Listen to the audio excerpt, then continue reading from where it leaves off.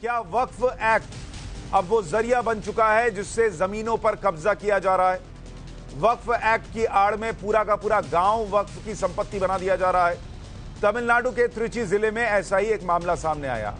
त्रिची जिले में जो कि एक गांव है तिरुचेंतुरई और हिंदू बहुल गांव, वहां दावा ऐसा किया गया है कि पूरे गांव को ही वक्फ संपत्ति घोषित कर दिया गया है।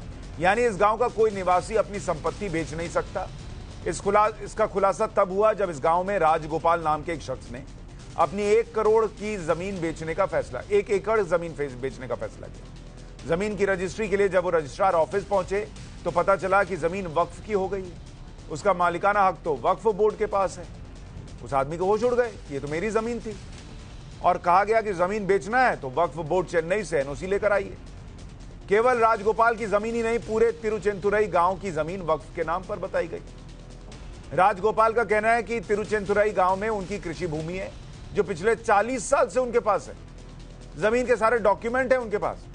जब वो अपनी जमीन बेचने गए तो रजिस्ट्रार कहने लगा कि मुस्लिम समुदाय के एक व्यक्ति ने उसे पहले से रजिस्टर करा रखा है और वक्फ बोर्ड ने भी ये जानकारी दी।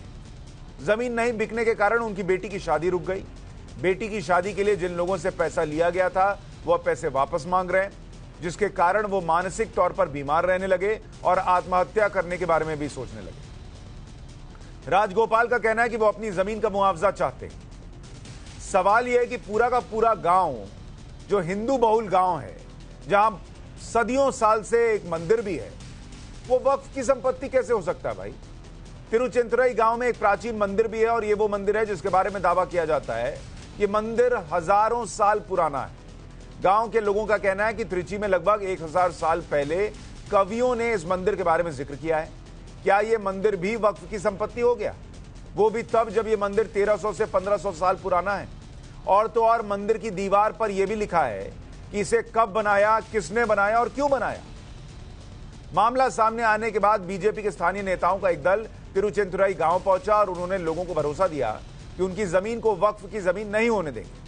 वहीं शांति समिति की बैठक में वक्फ बोर्ड ने कहा कि जिसे जमीन बेचनी है बेच सकते हैं, लेकिन गांव की ये जमीन उन्हें इनाम में मिली थी और ये वक्फ की ही रहेगी। सवाल है कि जो लोग गांव की जमीन के मालिक हैं, अगर उन्होंने किसी को जमीन दी नहीं तो वक्फ को गांव की जमीन इनाम में मिली कैसे?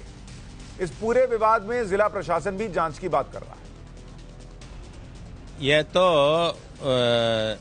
जो वक्फ बोर्ड का सीईओ है रफीउल्लाह, उनका बेईमानी है, क्योंकि यह मंदिर शायद इस्लाम आने के पहले से है।